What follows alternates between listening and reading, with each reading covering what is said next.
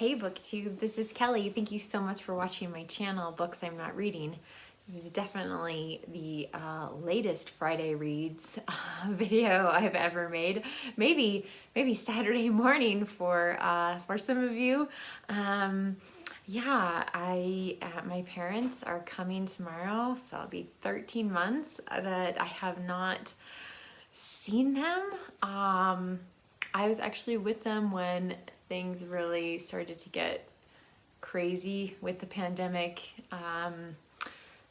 in our area, and people were told to stay at home, and I was with them, so they dropped me off, and they have not been back here since, but we're all four of us are fully vaccinated, and so yeah, so I think it's gonna be good. I think it's gonna be a good time, but it has meant that I really have tried to focus on cleaning some things that maybe haven't been cleaned for a year or more. I am definitely not going to win any awards for housekeeping, but I finished a novel and a play, and I really wanted to talk to you about them. The first one is The Beautiful Jim Key, The Lost History of the World's Smartest Horse. And this is by Mim Eichler Rivas. And yeah, it's a fascinating story about this man, something else just fell there.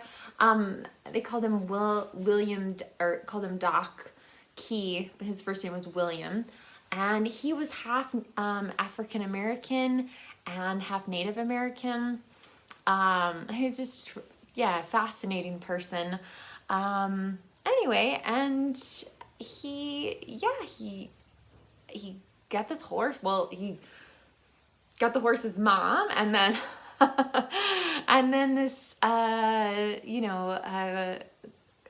colt came along, and I don't know, like Jim Key just wasn't he has like this grand name for the horse, and the horse is just, when he's born, like he's just a real disappointment in terms of his ability to walk and move and that kind of thing. So it's clear he's not going to be like a great racehorse or anything like that. But he notices like that the horse is really paying attention to people and other animals, and so he spends some time training the horse how to do things. At first, it started off with Doc Key had this liniment called Keystone liniment, and he would go around to like county fairs and stuff and sell it, and eventually like the horse came with him, and yeah, like the horse could do tricks, and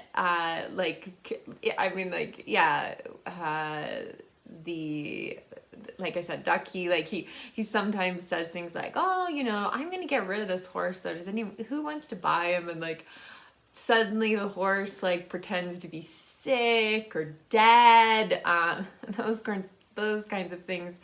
But by the time they are doing this just amazing, incredible tour, with the help of I believe it's A.R. Rogers was the person who promoted Jim Key, the horse Jim Key.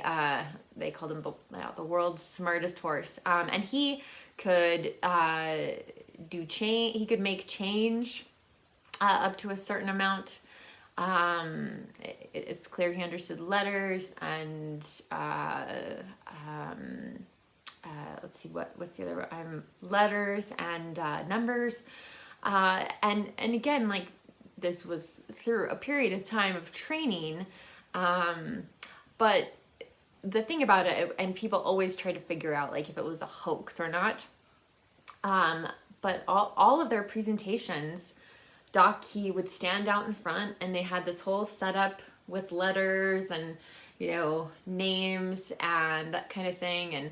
And they would, the audience was the one who drove things, who said, oh, I want change for $20 or whatever. And so Doc Key would say, you know, Jim, like, this person wants change for 20 or whatever it is.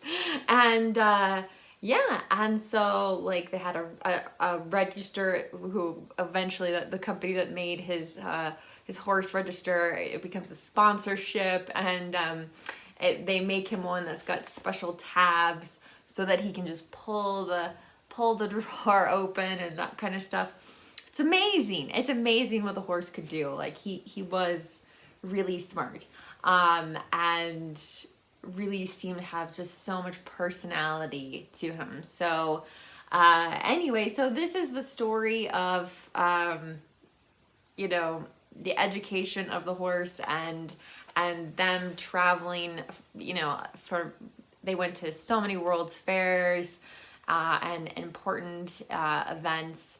They also, the other thing that I really liked about this book, and that I think a lot of you would really appreciate, is that they really promoted the fact that like people should be kind to animals, that animals can think, that they have feelings, which is interesting because I like, for me at least anyway, I mean, I just have always believed that, and so it's just interesting to think of a time when like people come to a revelation about like, I'm never gonna whip my horse again, you know, that kind of stuff. So they did so much, like in having school children come to see the horse, and you know, these big campaigns of like, I pledge not to be cruel to animals, and it really promoted humane societies around the country, as well as the, oh my gosh, it's like the American Society for the Prevention of Cruelty to Animals. So Jim Key was a huge part, the horse was a huge part of their growth and development over time. So I will say though, the author just got a little bogged down in the details. Like at every World's Fair, like there's, oh my gosh, like there's, you know, like she speculates about Walt Disney being at one of the World's Fairs, and how like, you know, Disneyland and Disney World have like made World's Fairs unnecessary, and it just isn't necessary. There's just a lot of kind of sideline stories about people who, you know, saw a performance or who were part of one of these huge events, and, you know, train stations and stuff like that. And I feel like the book could have been tighter. The last chapter of the book is basically how she discovered the story. And I believe a documentary was also made about Jim Key. So I'm gonna have to definitely like look for that. And if any of you guys know, let me know in the comment section down below. But I'm probably not going to hold on to this book, and I did have some of you, I know at least one person said that they were interested in this book. So if you would like it, let me know. I will be happy to ship it internationally. No worries there. It just might take me a little bit of time to get to the post office, but yeah, so you can, you know, if you let me know and I say yes, I'll be happy to send you the book. You can provide me your mailing address through Voxer or my new Instagram account, which is listed down below. So be sure to check that out. The other thing I finished, and again, I really was not expecting to finish it this week, was Henry IV Part 2. And I have to say, like, I'm hoping to watch a performance on one of these streaming platforms that Jason and I have that's focused on performing arts. So, and they do have Henry IV Part 2. And I liked it so much more than Henry IV Part 1. Even though apparently it's performed a lot less, I just thought there were some really, really powerful scenes in Henry IV Part 2. So yeah, like and the introduction that I have states, you know, like that the tone of this is very different. It's not as comedic as Henry IV Part 1. For me, the thing that was absolutely one of the things that was fascinating was in the footnotes of this Penguin Classics edition, there were so many times where the footnote was, scholars have no idea what this means. Or, let's see, this expression is unknown.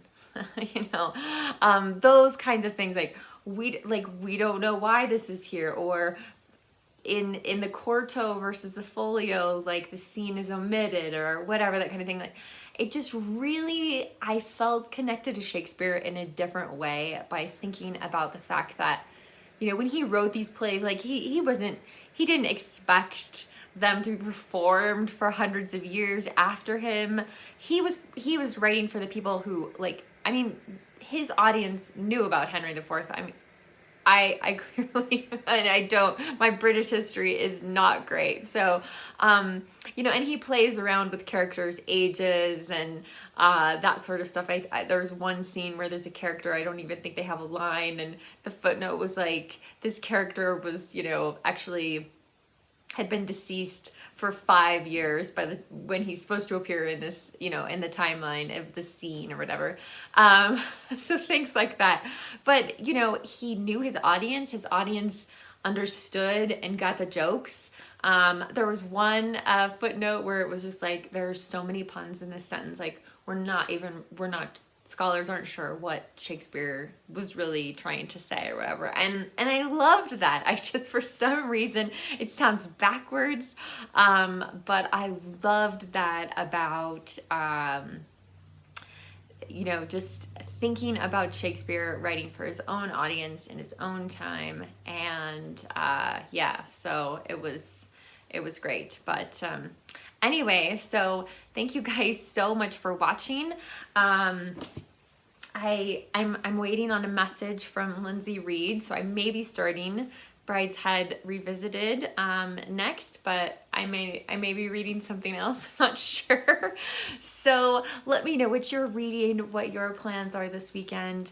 I will just say I don't know when my next video will be because of my family visiting, and I still have a lot to do. But anyway, thank you guys so much for watching, and I really look forward to reading your comments down below.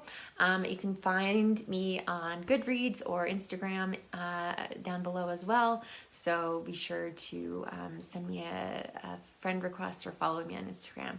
All right, you guys, remember to be kind to yourself and be kind to others, and I will talk to you soon. Bye.